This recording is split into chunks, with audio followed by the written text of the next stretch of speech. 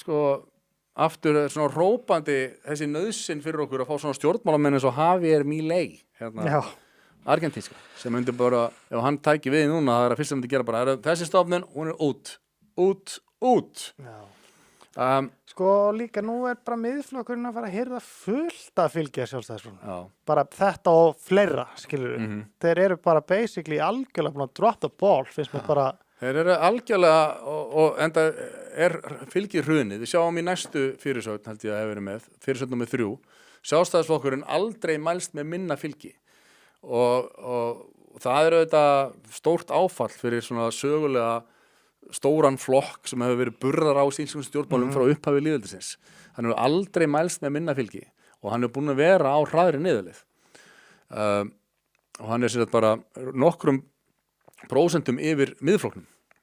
Miðflokkurinn er hann í 3. sæti og sjálfstæðisflokkurinn er sér sagt með 14,7 og miðflokkurinn 12,7. Pældi því. Ég hef aldrei séð svona. Það er magnað og hérna hver er þetta, Vinstri grænir er hann með Vinstri grænir er með 5% og sósíalistar er með 5,9%. Það er áhugavert. Framsókn með 10,2, Viðreisn með 10,1, Flokkur fólksins 5%, Píratar 9,3. Það er ótrúlegt að Píratar skuli vera stærri en Flokkur fólksins. Ég segi það nú bara. Já, það er bara fyrirlegt. Voru þeir ekki bara á pari í síðustu kostingum? Jú, við minnum það. Aðeins herri, Píratarinn minni. 27% eru á Samfylkingunni hins vegar sem er stærsti flokkur landsins núna nokkrar kannanir í röð og sjálfstæðisflokkurinn eru aldrei séða jafnsvart og eins og ég segi, það er ekkert skrítið. Það fyrsta sem maður hugsa samt þegar maður sér þessar súlur þarna er að náttúrulega eigi sko þó að miðflokkurinn sé upprunalega klofningur frá Framsóknarflokki þá ætti þetta lið auðvitað að taka sér saman það er að segja sjálfstæðisflokkurinn ætti að koma á hnjánum til miðflokksins og óska eftir sameiningu gegn því að þeir myndu fara algjörlega eftir ályktunum eða stefnu miðflokksins af því að miðflokkurinn er í raun og veru bara eins og sjálfstæðisflokkurinn á að vera finnst mér svona hægri sinnaður íhaldsflokkur sem að hugsa fjölskyldugildi hann er til dæmis að einn flokkur á allra flokka á Alþingi sem að vinnur gegn vókbakteríunni og sjálfstæðisflokkurinn vannmetur alveg ævintýralega eins og margir Íslendingar hversu skæð og viðbjóðsleg þessi vókbakterí er maður hefur alveg tekið eftir því að í svona öllu umtali og umræðum að svona almenningur almennt hefur ekki ennþá meðtekið að hversu skæður vírus vókbakterían er. Þetta er raunveruleg þetta er ógn sem að er búin að naga okkur að innan og ekki bara Íslands samfélag heldur allan hinn vestræna heim er einhvern veginn að rífa niður allt það sem byggt hefur verið upp í vesturheimi á síðastliðnum öldum með svona innanhús inside job árásum og bara niðurrifi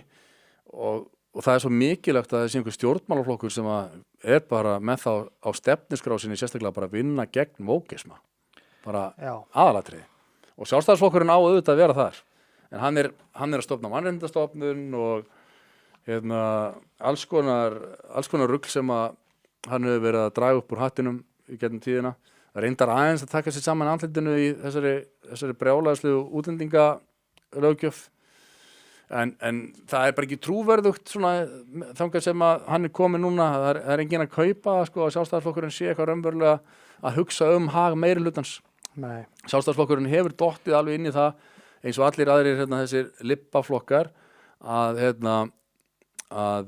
réttindi minnihlutahópa eiga að trompa réttindi meirihlutans og það er sko, ég skil alveg hugsunina hvernig það kemur til í upphafi að kaupa þá stefnu og svona einhvern veginn bara, já, það er mjög göfugt auðvitað, réttindi minnihlutahópa við verðum að standa vörðum þá og það er alveg hægt að gera það án þess að það traðki á réttindi meirihlutans eitt bara mjög klassískt dæmi Ingimar réttindi minnihlutahópa sem traðka á réttindi meirihlutans er til dæmis bara, það var eitt, ég held að það hafi verið í Árbæjarlauginni eða ég las þetta einhvers staðar á fréttinni eða eitthvað, en þetta sönn saga að það sér kona inn í sundklefanum og sjáðu bara fyrir konin í sundklefanum með kannski litla dóttur sína og hún kemur hérna og hérna sér bara þar karlmann með slátrið úti og hún fer fram og tala við baðvörðinn eða eitthvað njákvæmst sem segir, herðu, fyrir ekki ég og dóttir mínum erum hérna inn í kvennaklefa og það bara karlmaður bara með stampinnu og allt að gerast. Herðu, viltu gjöra svo vel að koma þér út? Já. Ég? Já, við transfóbar eru ekki leiðir hér. Viltu bara hypja þið út, þú og dóttiðin getið drullað ykkur. Við höfum engan áhuga á svona transfóbisma hér. Þetta er raunin, sko. Já. Og þannig, og hvað er að gerast þarna? Jú, þú síður þetta niður, þá eru þetta bara verið að traðka á meiri hlutaréttindum til þess að mæta einhverjum, sko í þessu tilfelli auðvitað sko einhverjum ímynduðum mannréttindum minnihlutahópa en gott og vel, þú veist, ég meina auðvitað eigum við, ef það eru minnihlutahópar í samfélaginu og að gæta þess að þeir séu ekki fótum tróðnir. Já, klárlega. Algjörlega, en þeir eru ekki að trompa réttindi meirihlutans og ég held að þetta sé raun og veru stóri misskilningur stjórnmálana í dag að þeir hafa ekki kveikt einhvern veginn á þessu. Þetta einmitt ein stór ástæði fyrir því að þessi svokölluðu popúlistaflokkar á hægri vængnum í Evrópu að fá svona mikið fylgi. Það að því að popúlismi eins og hann heitir í samkvæmt stjórnmálafræðunum og það ekki lýðskrum eins og Íslendingar eru með vitlaust orðið við þetta. Lýðskrum einhver sem lofar einhver og stendur ekki við það. Sko. Nei, nákvæmlega. En popúlistar eru þeir sem að höfða til fjöldans og eru að mæta í þessum tilfelli í Evrópu. Þá eru þetta flokkarnir sem að hlusta á meirihlutan. Og meirihlutin búin að upplifa lengi vel að elítan, stjórnmálamennir eru ekki með hag meirihlutans fyrir brjósti, heldur eru annarkvort að hugsa hag elítunar eða hag einhverja minnihlutahópa eða aðkomu fólks og svo framvegis. Og það það sem að þeir eru að klikka á, þeir sem að eru atvinnu stjórnmálamenn og telja sig einhvern veginn vera með eitthvað svona ákveðin gildi sem að ef þú ætlar að vera stjórnmálamaður þá verður að hugsa minnihlutahópa og sem alveg rétt upp að ákveðinu marki. En þú mátt ekki gleyma meirihlutanum. Það það sem hafa verið að gera. Og ég skil ekki hvernig þetta var snúið, þetta populismi að snúið sem eitthvað, þú veist, þetta nota alltaf eitthvað sem eitthvað neikvætt. Þetta bara, þú vilt gera, þú ert að hlusta sem meirihlutin að segja og ætlar að gera það ef þú ert kosin. Hvernig getur það verið eitthvað slæmt? Þá bara basically að segja, já, meirihlutin að, þú veist, plebbarnir, skilurðu, eru bara ekki nóg klárir og gáðir til að vita hvað þeim best, skilurðu. Þú veist, það basically verið að segja það. Þeir vitið ekki, við eigum að vera að gera þetta, því það gott eða... Já, það eru elítustjórnmálar sem ætla að hafa vit fyrir okkur. Og þegar að, sko, elítustjórnmálin sjá fylgi aukast hjá svokölluðum popúlískum stjórnmálaflokkum, þá er gripið til varna með árásum. Það er varnarleikurinn, það er ráðast að og koma með einhvers konar svona smérkampæn eða sem sagt mannorðsárásir á stjórnmálamenn á hægri vængnum. Rasistastimpill, transfóbastimpill, þú veist, hægri auka stimpillinn. Það eru stimpla stjórnmálin alveg á fullu. Og þetta er alveg orðið klassíst. Almenningur farin að sjá í gegnum þetta og þess vegna eru þeir að tapa svona sakalegu fylgi. Og ég held að Sjálfstæðisflokkurinn sé einn af þessum flokkum sem að hafi einmitt gleymt þessu algjörlega og hann gæti svo hæglega verið að róa inn á þau mið að hugsa bara nei, hingað ekki lengra, við ætlum að standa vörð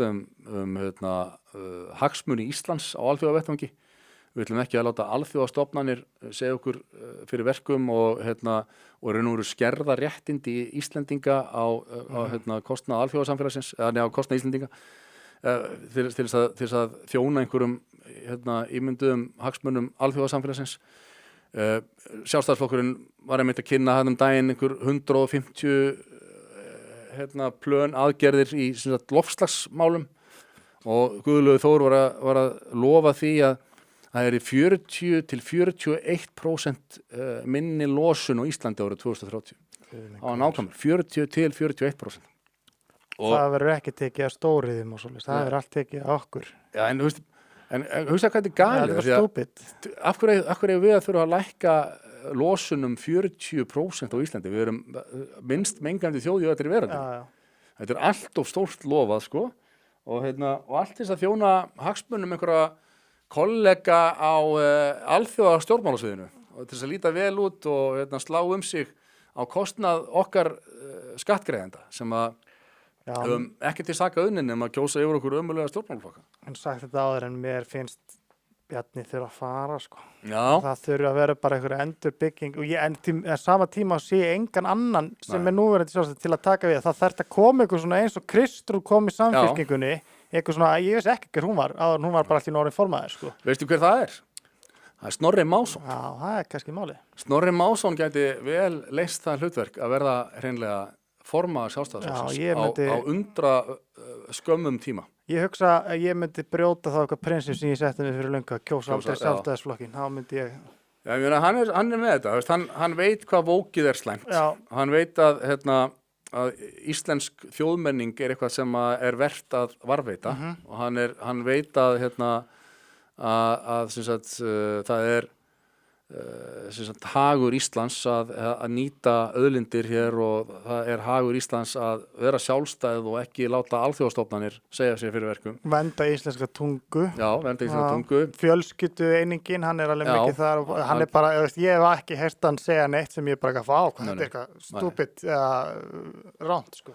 Og og þú veist, það þyrfti auðvitað eitthvað svona ótrúlega atburðarás að gerast til þess að hann er því mjög hratt, formaður Sjálfstæðisflokksins, svona ungur maður, en það er ekki óhugsandi, sko. Það gæti alveg gerst eitthvað, en núna er Bjarni Benediktsson sagði í gær að hann tæki fylgishrunið mjög alvarlega, en hvað þýðir það? Veist? Hann ætti að taka mjög persónlega. Já, ég meina, í öllum, sko, og nú kann ég bara mjög vel við Bjarni Benediktsson, nú orðið. Ég gerði það ekki áður, en mér finnst hann hafa vaxið og hann bara er flottur stjórnmálamaður per se, en það er þannig í öllum löndunum sem við berum okkur saman við sko, stjórnarfarslega að þá eru formenn flokka sem að gjalda slík afhróð eins og Sjálfstæðisflokkurinn hefur gert á undanförnum árum, þeir undan teknikalaust axla ábyrgð með því að stíga til hliðar. Já, ég meina það er bara nýlega búið að gerast með Macron. Já. Það var bara, við höfum bara kjósa aftur. Já, hann reynda að boða til kosninga. Já. Og þá eftir að koma út úr því.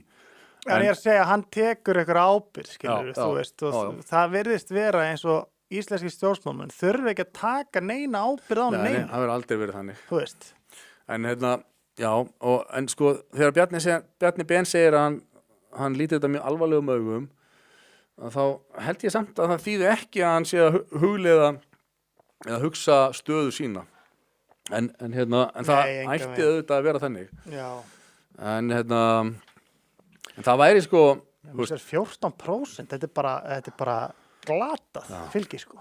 Ég held sko að það væri, það er bara óhugsandi í íslenskum veruleika en það væri rosalega, ég myndi okkur að núna í þessum tölu orðum, þá sæti Bjarni Benediktsson einhvers staðar á fundi í lokuðu herbergi með Snorra Másinni og segja, herðu, ég er með hugmynd, við kynnum þig til leiks og þú tekur við að mér, ég stíg til hliðar, axla ábyrgð á þessu og við kynnum þig til leiks sem nýjan formann eða þú veist bara á kosningu og landsfundi eða eitthvað svona og það er í svona stórmannlegt að Bjarni Benediktsson og það er í brilliant move en þess að það myndi rífa upp fylgi-flokksins. Já, maður, unga lið maður. Unga lið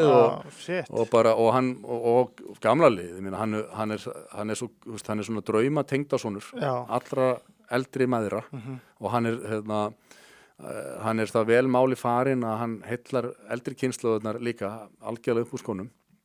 Þetta er, ekki bara drauma tengdasonur, heldur svona drauma formaður fyrir hvaða flokk sem er í raun og veru. Þannig að